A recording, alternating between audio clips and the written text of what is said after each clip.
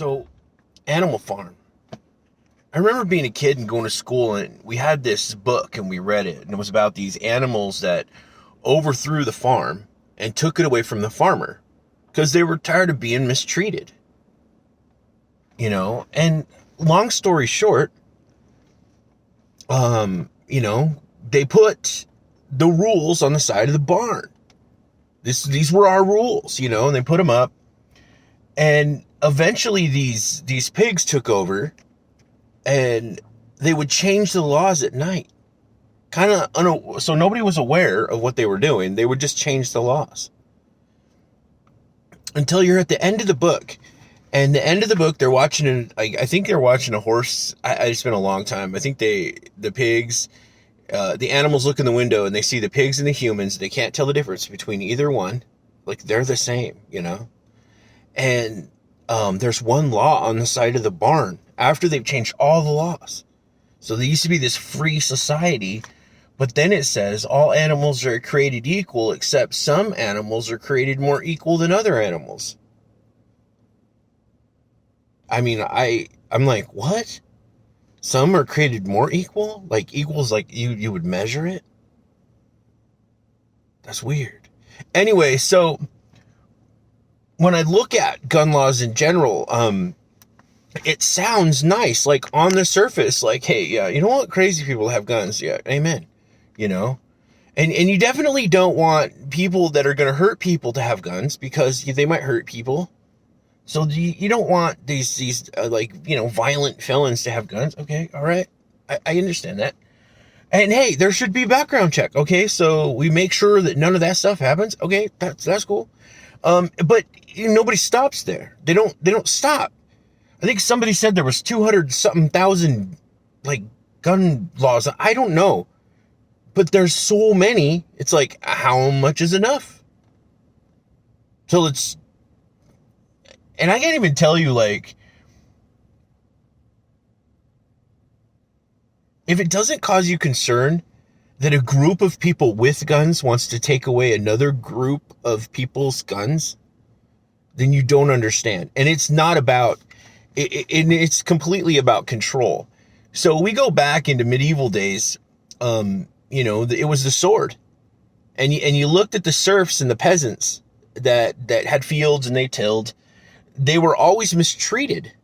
Any lord could ride up, pull out his sword and, kill them and take their shit.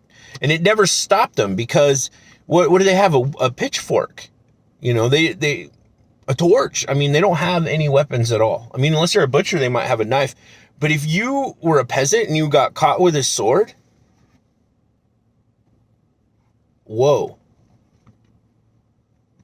that would be a bad day. A really bad day, because serfs and peasants aren't allowed to have swords. It comes back to whether you can subjugate somebody or not. And you really look at what's happening in Australia right now. They can do whatever they want to the people now. At least that's how they see it. You need to follow our rules and our laws. Now, are they wrong or right? I don't know. But they can definitely do whatever because the people with the guns now, they still have them. There's still guns in Australia, but the government has them. They did the same thing in England, took the guns away. Knife crime spiked up. They never addressed, you see police, there's videos of policemen talking about how they were promised in England that there were going to be an augmented police force, so they're going to get more police to help, keep the streets safe, and then they didn't do it. And knife crime skyrocketed. They've not addressed any of the safety of the people with the murderous hearts. When you look at our prison system, they don't need a gun to kill somebody, dude. If they want to kill somebody, they book them. That's what they call it. They call it book it or shank them. They'll shank them with a toothbrush. They don't give a flying fuck. They will kill somebody, and they have a murderous heart. What I'm saying is they're not doing anything about the murderous intention of people. They're just taking away the guns, and that's going to solve the problem. They've got this magical idea inside their head where we're going to make a utopian society. No, they want some Hunger Games on your ass. That's what they want to do. These people, what they do is they kill all your buffalo so you have no food. And when you're out like hunting or whatever, they roll in with the troops and then they kill your kids and your children and your wives and your dog. And you come back and it's all on fire. That's what these people do. Even when you look at Japan during World War II, the reason Japan didn't step in here, it was because they were afraid. They were afraid. I'm not saying that they were scared of just anybody, but they knew that they were going to get resistance by the average person with grandfather's shotgun. I mean, there's more guns in America per square foot than, anywhere else on the planet would be my guess. And that made them think twice about landing on the shores of California and Oregon and Washington. They're like, well, we better not do that. They'll fetch their shooting irons. And I think they definitely those people would have. Not scared at all. But when it comes back down to this, anytime I ever see somebody enact gun control and take away the guns, that's when the people get mistreated. And that's kind of where I'm at. They keep enacting laws and pretty soon it's gonna sound a whole lot like Animal Farm. It'll be a story. We'll be able to look in the window and see the government have all their guns.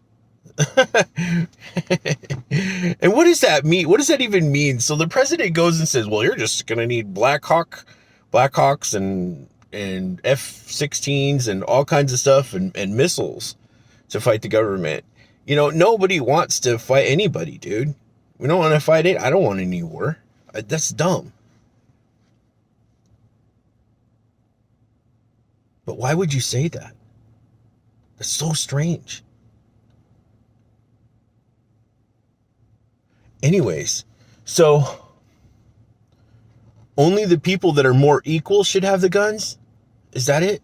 Because I think that's what it is. And that's our sword. I mean, it's a sword now, it's a gun later, whatever the top weapon is, that's kind of the equalizer, and when you look at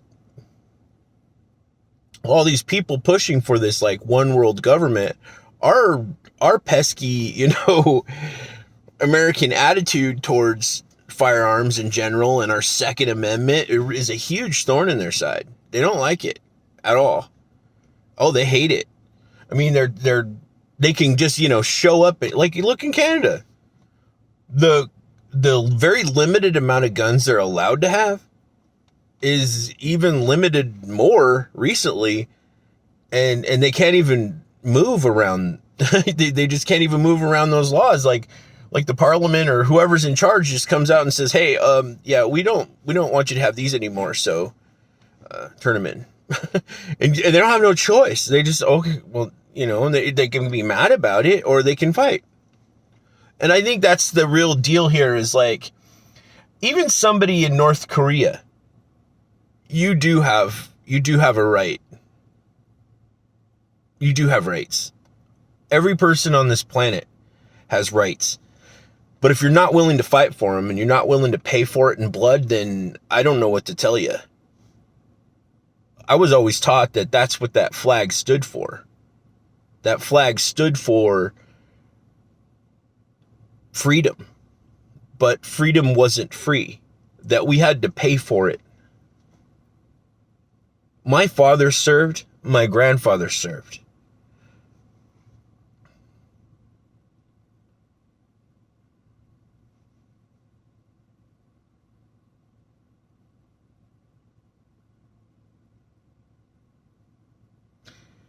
It seems like they're just chipping away at him till there's none left.